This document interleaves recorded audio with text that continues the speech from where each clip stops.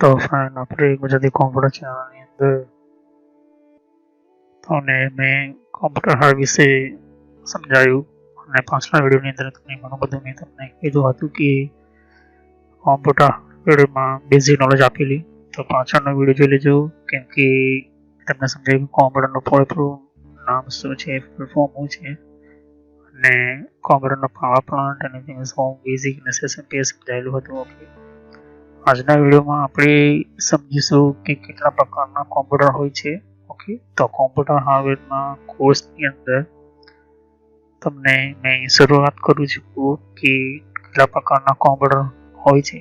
તો ચલો આ વિડીયોને શરૂ કરીએ.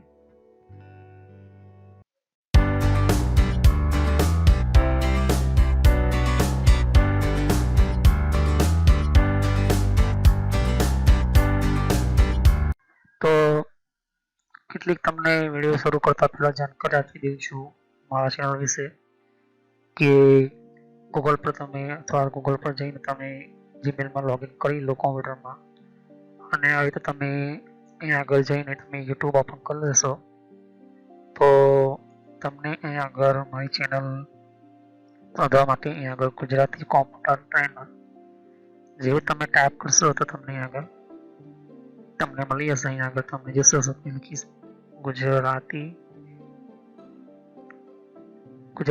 Computer trainer.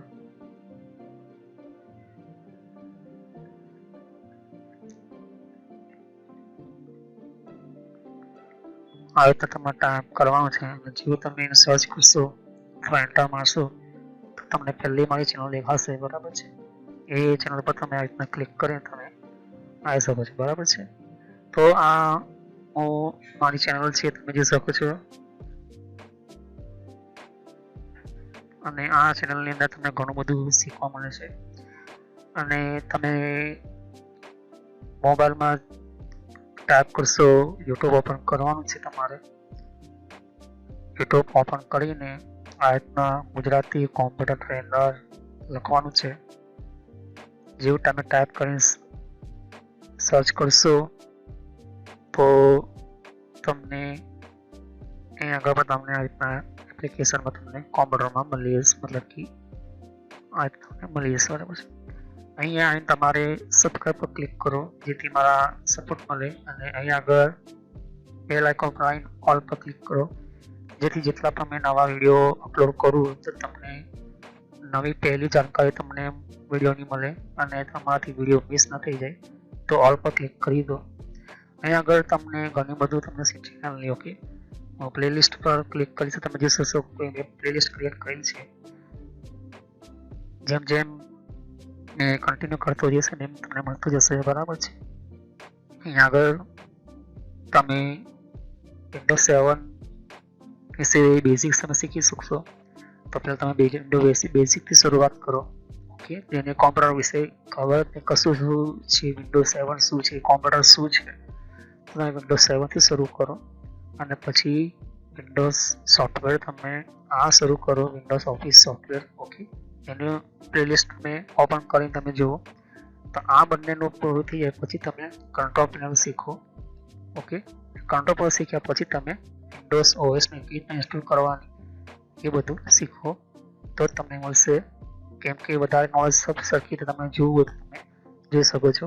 બીજા બધા ઘણા બધા વિડીયોઝ અપલોડ કરતો રહીશ. બરાબર છે, બીજી તમે જોઈ શકો છો કે આગળ ઘણી બધી પ્લેલિસ્ટ છે. તો હવે આપણે વિડીયોને શરૂ કરીએ.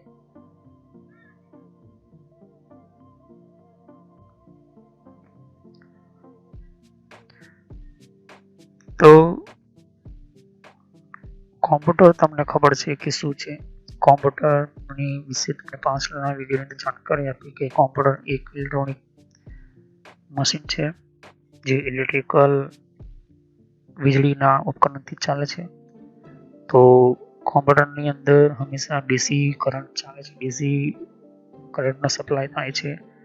અને કોમ્પ્યુટરની અંદર આપણે અલગ અલગ પ્રકારના પ્રોગ્રામનો ઇસ્તેમાલ કરીને પ્રોગ્રામનો ઉપયોગ કરીને આપણે કોમ્પ્યુટર ચલાવીએ છીએ. તો આપણે આજે સમજીએ કે કેટલા પ્રકારના કોમ્પ્યુટર હોય છે. તો computer can be classified or typed in many ways. Okay, some common classifiers of computer are given below. તો કેટલાક કોમ્પ્યુટર તમે જોઈ શકો છો ક્લાસિફાઈ હોય છે, કેટલાક ટાઈપ માટે યુઝ થાય છે, કેટલા બધા રસ્તા મતલબ બધા બહુ રસ્તા માટે ઉપયોગ થાય છે. પણ કેટલા જ કોમન જે છે કોમ્પ્યુટર એ ઇમ્પોર્ટન્ટ કેટલા પાર્ટ માટે હોય છે. સમજાવું છું તમને એક રીતે. જેમ કે પર્સનલ કોમ્પ્યુટર, આપણા પોતાનો ખુદનો ખાનગી કોમ્પ્યુટરની વાત કરીએ આપણે, તો પર્સનલ કોમ્પ્યુટર કહીએ છીએ આપણે. જેમ કે જૂના જમાનાનું કોમ્પ્યુટર તમે જોઈ શકો છો કે આ બહુ જૂનું મોડેલ છે, લગભગ 1990નું થી લઈને 2001 સુધીનું જૂનું કોમ્પ્યુટર છે. ત્યારબાદ પર્સનલ કોમ્પ્યુટરમાં થોડુંક ચેન્જિંગ કરવામાં આવ્યું, તે પણ તમે જૂના કોમ્પ્યુટર જોઈ શકો છો. આજના ટાઈમની અંદર તમે સીઆરટી મોનિટર, જે સીઆરટી મોનિટર હતા તેના 1991માં 1992માં ફેમસ જ હતા. ત્યારબાદ આજના ટાઈમની અંદર તમે જોઈ શકો છો કે મોડર્ન ટાઈપના કોમ્પ્યુટરની અંદર એલસીડી યુઝ થઈ ગઈ છે. ઓકે, તો આ આપણે પર્સનલ કોમ્પ્યુટર માટે લઈએ છીએ, જેની અંદર લોકો આપણે ગેમિંગ રમતા હોય છે, આપણે શીખતા હોય છે, સમજતા હોય છે. કોઈ આપણું આ થયું પર્સનલ કોમ્પ્યુટર, આપણા ઘરની માટે યુઝ કરીએ છીએ, આપણે ઓફિસના માટે યુઝ કરીએ છીએ પર્સનલ કોમ્પ્યુટર. એ રીતે લેપટોપ પણ હોય છે. ઓકે, તો લેપટોપ પણ કોમ્પ્યુટર આપણું હોય છે. તો આ છે ડેસ્કટોપ. કેમ કહેવામાં આવે? કેમ કે આપણે ડેસ્ક પર રાખીએ છીએ, ટેબલ પર રાખીએ છીએ, એટલે આપણે કહીએ છીએ ડેસ્કટોપ. અને કઈ જગ્યાએ આપણે લઈ જઈએ છીએ કામ ઇઝી હોય તો એને લેપટોપ કહેવામાં આવે છે. ઓકે, તો આ લેપટોપ તમે જોઈ શકો છો. લેપટોપ તો 1998માં શરૂ થઈ ગઈ ટેકનોલોજી આપણા યુએસએ અમેરિકાની અંદર, પણ 2001માં વધારે ફેમસ, 2004માં તો વધારે ફેમસ થઈ. અને ટેબ્લેટની વાત કરીએ તો ટેબ્લેટ સ્માર્ટફોન જે છે એ 2008 પછી તો વધારે ફેમસ થયા હતા. ઓકે, કેમ કે એની અંદર અલગ અલગ પ્રકારની એન્ડ્રોઇડ સિસ્ટમ આવવા માંડી હતી. ઓકે, અને આજના જમાનાની અંદર સ્પેશિયલ ગેમિંગ માટે પણ કોમ્પ્યુટરના મોડર્ન ટાઈપના સિસ્ટમ યુઝ થાય છે. ઓકે, જે હાઈ લેવલના હોય છે, જે પણ પર્સનલ કોમ્પ્યુટર તમે કહી શકો છો, જે તમે પિક્ચરમાં જોઈ શકો છો. ઓકે, તો કેટલા પ્રકારના કોમ્પ્યુટર. હવે આ પ્રકારના મિની કોમ્પ્યુટર શું હોય છે? મિની કોમ્પ્યુટર એટલે એકદમ નાના કોમ્પ્યુટર હોય છે. ઓકે, તમે જોઈ શકો છો કે નાનું કોમ્પ્યુટર છે, જે તમે પોકેટ કોમ્પ્યુટર પણ કહી શકો છો. આવા પ્રકારના મિની કોમ્પ્યુટર સ્પેશિયલી કેટલાક જરૂરી ટાસ્ક પરફોર્મ કરવા માટે, જે આગળ તમે કોમ્પ્યુટર કેટલાક ઇમ્પોર્ટન્ટ ડેટા વગેરે તમે જોવા માટે, એને ચેન્જિંગ કરવા માટે અથવા તો એને યુઝ કરવા માટે આ મિની કોમ્પ્યુટર યુઝ થાય છે. અને આજના જમાનામાં આ ફ્યુચર છે મિની કોમ્પ્યુટર, તમે જોઈ શકો છો કે બહુ ઉપયોગી થશે ફ્યુચરની અંદર. મિની કોમ્પ્યુટર આ બહુ ઇમ્પોર્ટન્ટ સમજવા જેવું છે. અને મિની કોમ્પ્યુટરની અંદર આ કેટલા આવા પ્રકારના પણ તમને કોમ્પ્યુટર જોવા મળશે. ઓકે, જે બોક્સ છે એ બહુ માઇક્રો થઈ ચૂક્યા છે આજની ટેકનોલોજીને લીધે, તો તમે જોઈ શકો છો. ત્યારબાદ તમે જોઈ શકો છો સુપર કોમ્પ્યુટર. તમે જોયું કે પર્સનલ કોમ્પ્યુટર, સુપર કોમ્પ્યુટર એટલે શું? સુપર કોમ્પ્યુટર આવા કોમ્પ્યુટર જે હોય છે એ સુપર કોમ્પ્યુટર મતલબ કે નાસા, આપણે ઈસરો કંપની છે, ઓએનજીસી કંપની છે, એવા બધા પોતાના ખુદના એક સર્વર ટેકનોલોજી હોય છે.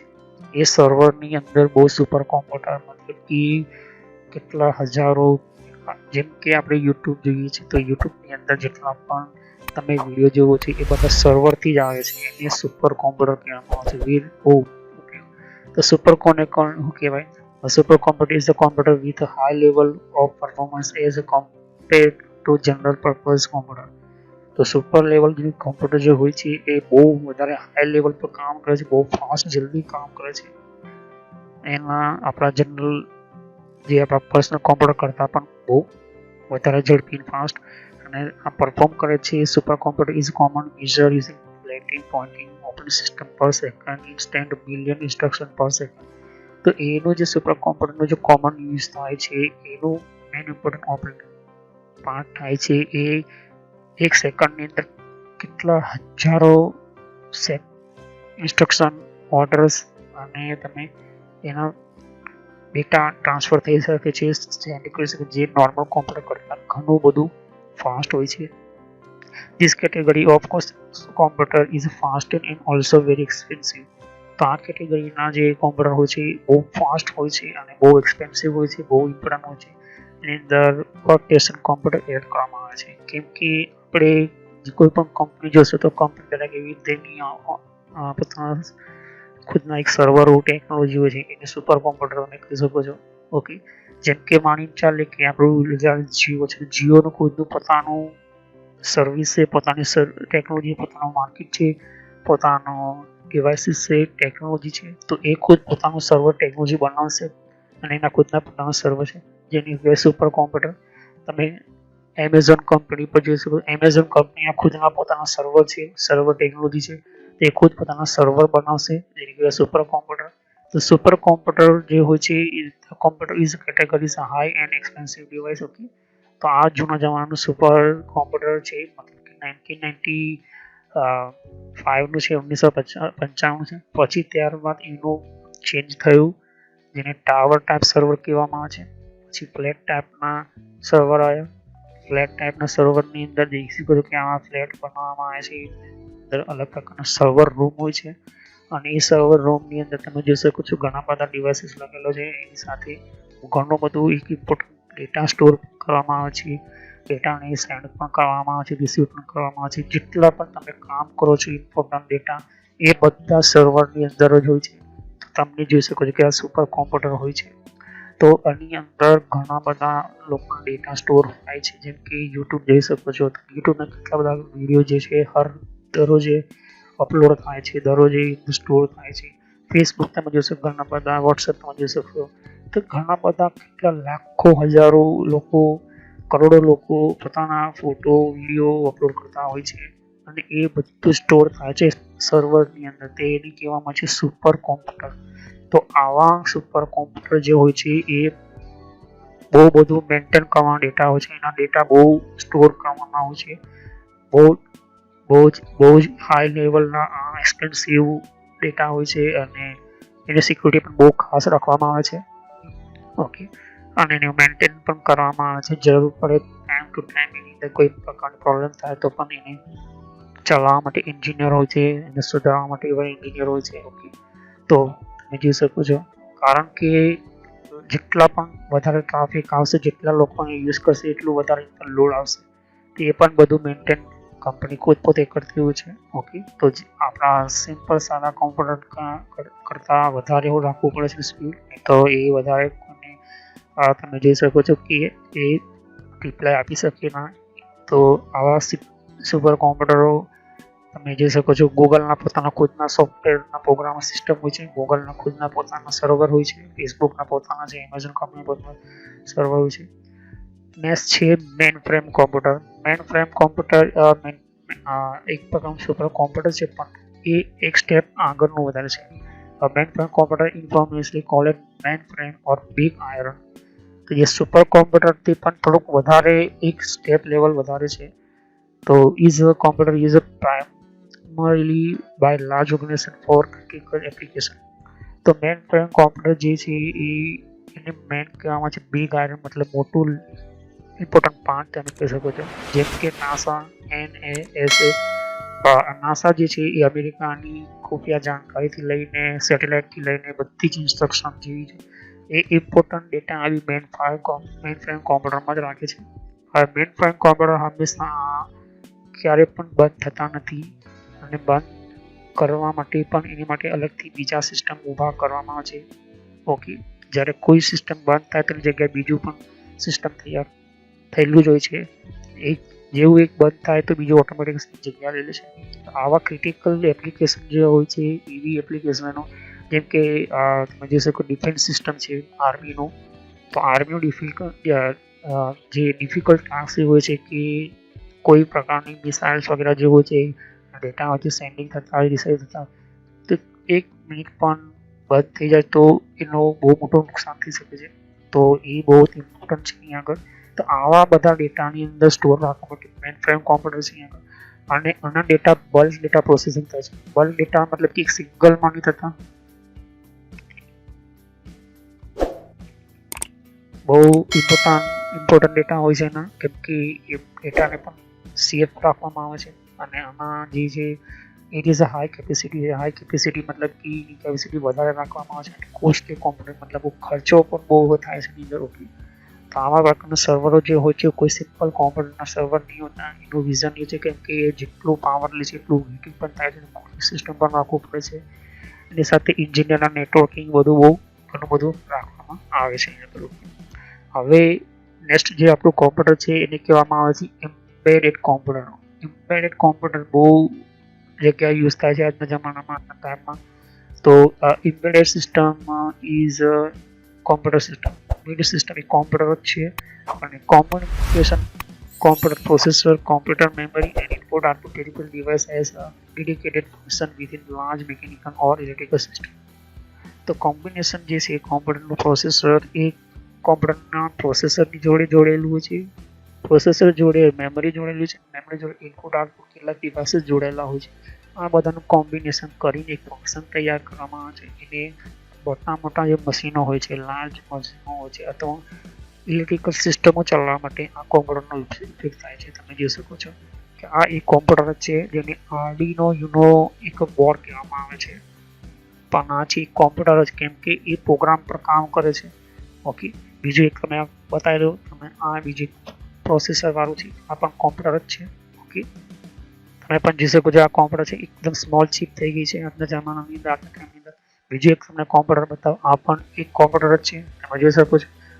આવા બધા નાના પાર્ટ જે છે જે સીએનસી મશીન હોય છે, સીએનસી ટેકનોલોજી હોય છે, સીએનસી કામ કરવાના અલગ અલગ પાર્ટ હોય છે, એ બધા આની અંદર જોઈન કરવામાં આવે છે. તો આગળ તમે જોઈ શકો છો કે મારે કંઈ આ ચલાવો છે, આનાથી તમે ચલાવી શકો છો. ઓકે, આની અંદર પ્રોગ્રામ ચલાવો તો આનાથી ચલાવી શકો છો અને આનાથી મેં આને પણ કંટ્રોલ કરી શકું છું. ઓકે, તો આ ઇલેક્ટ્રિકલ બોર્ડ છે એ આર્ડિનો યુનો અને જો કોમ્યુનિકેશન કરશે અને આનું કોમ્યુનિકેશનની જોડ કરાય આનાથી મેં બધી અલગ અલગ આગળના મોટર બોટર છે અથવા તો કોઈ હાઈ લેવલના મશીનો છે બધા કંટ્રોલ હું સેટિંગ કરી શકું છું. આવા સ્મોલ જે હોય છે એ બોર્ડ બહુ નાના આખું કોમ્પ્યુટર જ હોય છે. અંદર જોઈ શકો એકદમ નાનું અલગ અલગ કોમ્પ્યુટર જ હોય છે. ઓકે, જોઈ શકો છો એક 3 આંગળીની અંદર ફિટ થઈ જાય એટલું તમારા હાથમાં એક કોમ્પ્યુટર છે આખું, જેની અંદર મધરબોર્ડ પણ આવી ગયું, જેની અંદર સીપીયુ પણ આવી ગયું. બસ ખાલી તમે લગાવો, પ્લગ કરો, ફિટ કરો, તમને ખુદને જોઈ શકો છો. તમે પોતાના ટીવીની અંદર પણ ફિટ કરી શકો છો. ઓકે, તો એવા embedded computer specially CNC machine જે હોય છે, રોબોટિક મશીન હોય છે, એવા સ્મોલ સાઇઝના જે કોમ્પ્યુટર હોય છે એની અંદર આ ફિટ કરવાના હોય એની અંદર આ બહુ ઉપયોગી હોય છે. તો આવા એમ્બેડેડ કોમ્પ્યુટર હોય છે અહીંયા પર. ઓકે, તો તમે ધ્યાનથી તમે જોઈ શકો છો. ઓકે, આવા નાના જે કોમ્પ્યુટર હોય છે એ બહુ ઉપયોગી થાય છે આની અંદર એમ્બેડેડ કોમ્પ્યુટરમાં. તો જેટલા પણ તમે જોઈ શકો છો કે એ બહુ અલગ અલગ પ્રકારના ડેટા અને ક્રાઇટેરિયા ટાઈપના જે સિસ્ટમ જે હોય છે એની અંદર એન્ટર થવામાં આવે છે.